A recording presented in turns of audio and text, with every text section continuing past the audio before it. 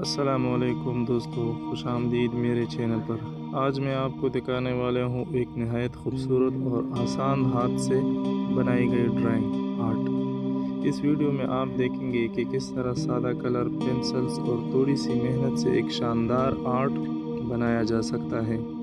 सबसे पहले हमने बनाई है सुनहरी बालियाँ यानी गंदम के खुशे, जिन्हें सब्ज़ और पीले रंग से और भी दिलकश बनाया गया है। साथ ही उड़ते हुए परिंदे और एक छोटी सी चिड़िया इस ड्राइंग को और भी खूबसूरत बनाती है। ये ड्राइंग बिल्कुल आसान है और कोई भी इसे सीख सकता है। अगर आप ड्राइंग सीखने की शुरुआत कर रहे हैं तो ये वीडियो आपके लिए बेहतरीन है। अगर आपको ये वीडियो पसंद आए तो बराह करम लाइक, शेयर और चैनल को सब्सक्राइब ज़रूर करें ताकि आपको मज़ीद दिलचस्प आर्ट वीडियो मिलती रहे। शुक्रिया। अगली वीडियो में दोबारा मुलाकात होगी।